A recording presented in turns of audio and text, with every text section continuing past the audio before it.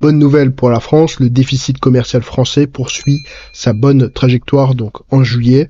Donc on est le 6 septembre 2024 donc sur l'article de la Tribune qui a été relié de l'AFP. Ce qui va nous intéresser évidemment, c'est quels sont un petit peu les détails qui sous-tendent en fait ce déficit commercial, est-ce que c'est une bonne nouvelle ou pas.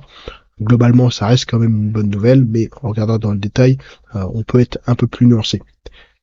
Le déficit commercial de la France s'est réduit en juillet à 5,9 milliards d'euros selon les services de douane tricolore, une bonne nouvelle pour ce point faible de l'économie française. Donc le déficit commercial, c'est la différence entre les exportations, ce qu'on vend, et ce qu'on achète. C'est un peu comme le déficit public entre les rentrées et les dépenses.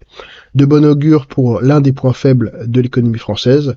Il a été réduit donc à 5,9 milliards d'euros, notamment quand on était sur la période crise sanitaire, donc il avait augmenté de manière très très forte, favorisé par une diminution des importations, ont annoncé ce vendredi les douanes. Donc les importations, évidemment, c'est tout simplement une baisse de la consommation et ça a un impact, évidemment, pour les pays, donc je dirais des pays étrangers qui ont un excédent commercial chez nous, évidemment, en partie.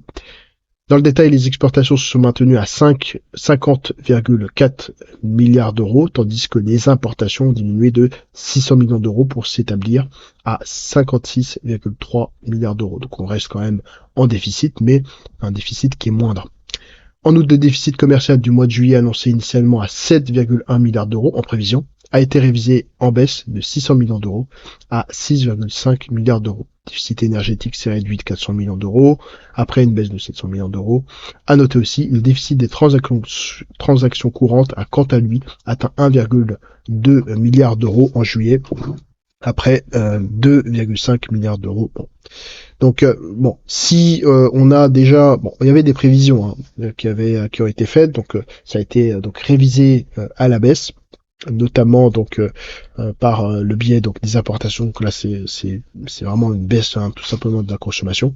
Ce redressement est dû à la poursuite de la baisse des importations en valeur, tandis que les exportations ont légèrement reculé, ce qui n'est pas forcément une bonne nouvelle. Ainsi, hors énergie, le solde commercial de la France est quasi stable, avec une amélioration ce mois-ci de 100 milliards d'euros. Donc en fait, au final, c'est assez lié aussi à une baisse des exportations. En fait, enfin, il y a eu les deux mouvements se sont effectués.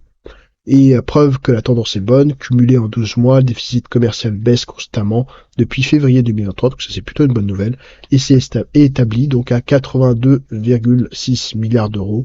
Il avait atteint un record de 164 milliards d'euros donc en 2022 évidemment, avec la crise Covid et l'arrêt complètement de l'économie en fait, l'arrêt quasi complet qui a fait que on a donc acheté à l'étranger, donc ça a été évidemment intéressant pour les pays étrangers.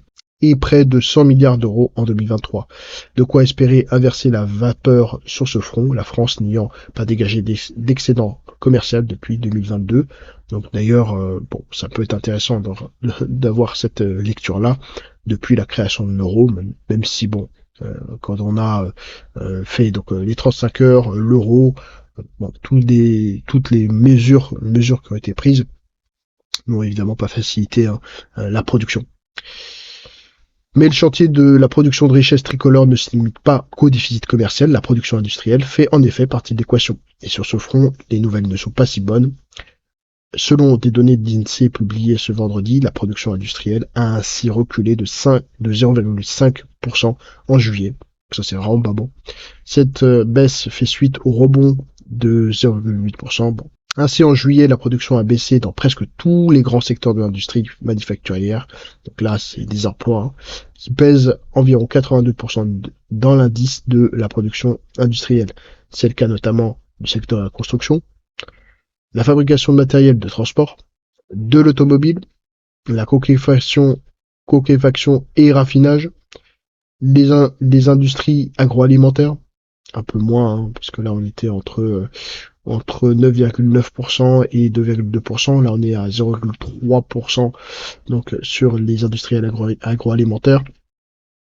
Autres biens industriels, moins 0,6%, tels que le textile et l'habillement, donc c'est 0,7%, et métallurgie, moins 1,2%. Donc là, c'est vraiment pas bon du tout.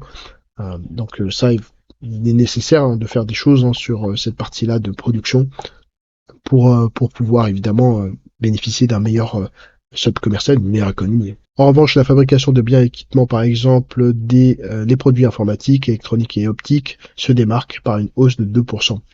Même tendance positive dans la branche industrie extractive, eau, énergie, les éléments évidemment essentiels. La production s'est à nouveau inscrite en hausse de 1,8%. Cette tendance baissière est malheureusement cohérente avec les 3 derniers mois écoulés. Sur cette séquence, la production industrielle s'est ainsi repliée de 2,3% par rapport aux 3 mêmes mois de 2023. Quant aux principales branches intensives en énergie, la production des 3 derniers mois reste inférieure au niveau atteint au deuxième trimestre 2021, le dernier avant que les prix de l'énergie n'augmentent fortement. Comme secteur particulièrement touché, l'INSEE cite la sidérurgie, moins donc 29,5%. Donc quand on a de la fiscalité, une augmentation de l'énergie et puis une augmentation aussi des coûts globaux, évidemment, ça a un impact sur la production. La fabrication de produits chimiques de base, 17,5%. La fabrication de verre et articles en verre, moins 17,3%. Pâte à papier,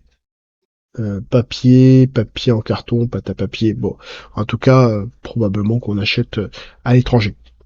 Dans le contexte de prix élevés d'électricité et de gaz facturés aux entreprises compte tenu des contrats négociés en 2022 et 2023 pour 2024, les branches intensives en énergie sont particulièrement exposées à la hauteur de leurs coûts de production susceptibles de peser sur leur production. Voilà. Donc, il semble en tout cas qu'il y a, en conclusion, déjà c'est une assez bonne nouvelle qu'il faut relativiser, mais par contre, il y a des capacités quand on sait qu'évidemment EDF est en train de produire de plus en plus d'électricité, de mieux en mieux de certaine façon. Si donc il y a une baisse de l'électricité, une augmentation, mais une amélioration du déficit commercial, aussi des finances, ça peut donner en tout cas le là en tout cas un symbole sur le retour entre guillemets de la France sur la scène internationale, même si voilà, ça va être extrêmement compliqué évidemment d'aller jusqu'à cet objectif-là, de retrouver un pays industriel. Bon, on sait que ça va être voilà, on n'est pas dans ce schéma-là aujourd'hui, mais peut-être que c'est un signe qui peut être un signal en tout cas qui est intéressant.